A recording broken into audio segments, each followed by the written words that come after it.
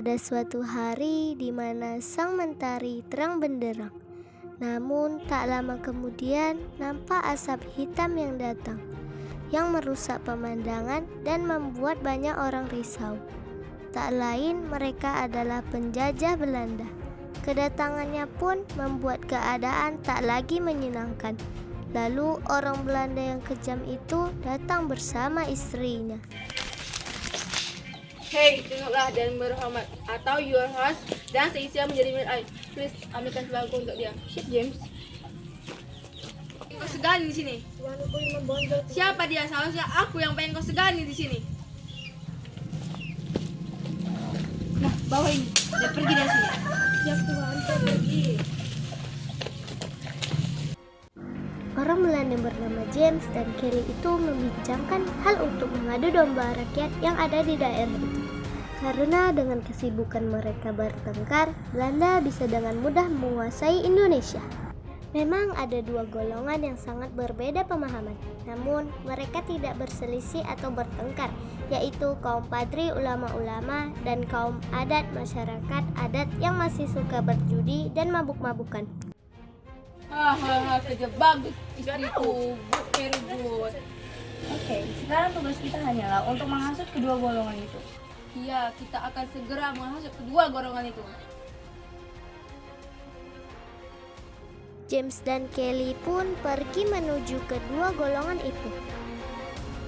Sedangkan di sisi lain, Tuanku Imam Bonjol sedang berjalan-jalan di pemukiman penduduk.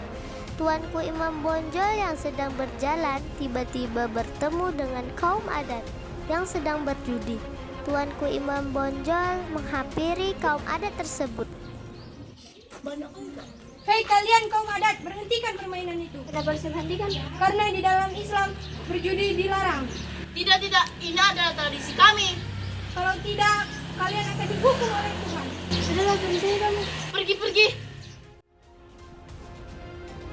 Tuanku Imam Bonjol pun pergi dengan perasaan kesal karena tidak bisa menghentikan perbuatan kaum adat. Di sisi lain, pertengkaran kecil antara kaum padri dengan kaum adat sudah terdengar oleh orang Belanda yang kemudian memanfaatkan kejadian ini. Bagaimana jika kita memanfaatkan peristiwa ini untuk merebut pertahanan Minang? Ya, is good idea. Tapi bagaimana caranya? Kita adu domba saja mereka. Baik, ayo kita jalankan rencananya. Orang Belanda pun mengadakan pertemuan dengan kaum padri. Apakah kalian sadar selama ini kaum kalian lebih sedikit daripada kaum adat? Kaum kalian telah direndahkan oleh kaum adat. Nama baik kaum kalian telah dihantukan oleh kaum adat. Kaum adat akan memikirkan bagaimanapun caranya untuk membuat kaum kalian terpecah belah dan nama baik kaum kalian menjadi kotor. Apakah benar itu, Tuan? Kalau kau tidak percaya, ambillah uang ini. Tidak, Tuan. Terima kasih. Kami selalu percaya dengan Tuan. Ambillah uang ini, saya pergi dulu. Berarti benar apa yang mereka katakan tentang hal seperti itu.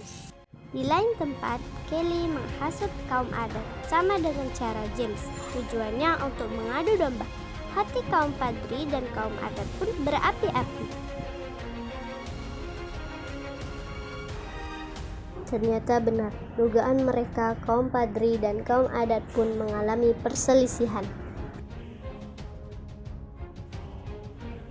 Kita tidak perlu berperang hanya untuk mencari siapa yang benar dan siapa yang salah. Kita bisa membicarakan hal ini dengan baik-baik. Apakah kau takut? Kita tidak takut, tapi kita bisa membicarakan ini dengan baik-baik. Baik bicara kamu. Perang dimulai antara kaum padri dengan kaum adat. Tetapi peperangan itu kemudian dimenangkan oleh kaum ulama. Atas kekalahannya, kaum adat pun pergi meminta bantuan kepada Belanda. Mereka pun berniat melawan kaum padri dengan membuat kesepakatan untuk membagi dua wilayah Minangkabau. Keesokan harinya, pertemuan antara kaum adat beserta Belanda dengan kaum padri pun terjadi. Apa ini? Mengapa kau membawa orang Belanda ini? Saya kira kita akan hanya membahas permasalahan itu. Saya tidak tadi bilang begitu. Apakah kau tidak tahu betapa licik orang Belanda tersebut? Tahu ini, karena kaum kami telah bersatu dengan orang-orang Belanda ini. Menyelesaikan masalah itu tanpa orang itu. Ingat, apakah kalian tidak ingin bersatu? Tidak bisa seperti itu, Tuan James. Saya ingin menyelesaikan perjanjian ini.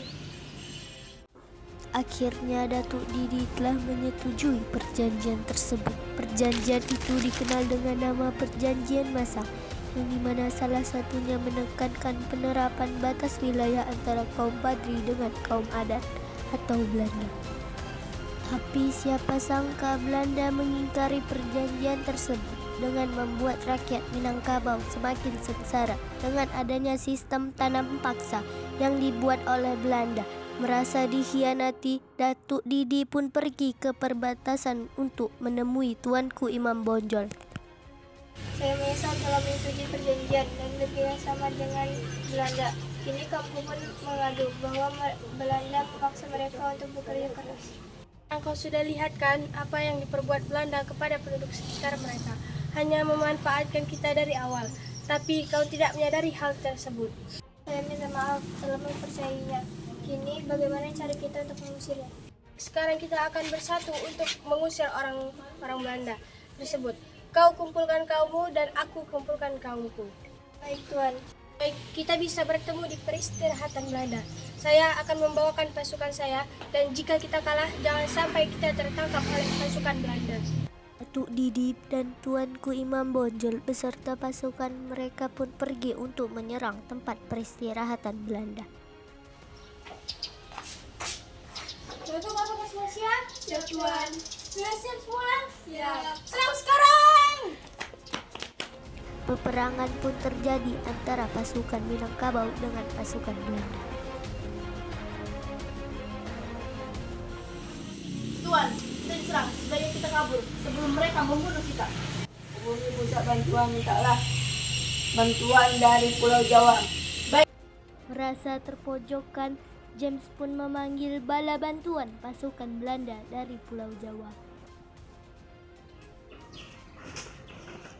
Lapor, saya suruhan dari Kapten Yes ingin meminta bantuan dari Pulau Jawa karena pasukan kami telah dibunuh melawan pasukan Minang. Baik, kami akan segera mengirimkan pasukan hari ini. Siap. Lapor Tuan, saya sudah menghubungi pusat. Mereka akan mengirimkan bantuan pada hari ini juga. Bagus, besok kita akan serang dua kaum itu. Siap Tuan, laksanakan. Setelah mendapatkan bantuan dari pasukannya yang berada di Pulau Jawa, Belanda pun berhasil menguasai daerah Sumatera Barat. Tetapi Tuanku Imam Bonjol dan pengikutnya berhasil meloloskan diri dari pihak Belanda dan melanjutkan perjuangannya. Pada bulan Oktober tahun 1837, Tuanku Imam Bonjol diundang ke Palopo untuk berunding. Tetapi pada saat itu juga Tuanku Imam Bonjol ditangkap oleh Belanda dan diasingkan ke Cianjur.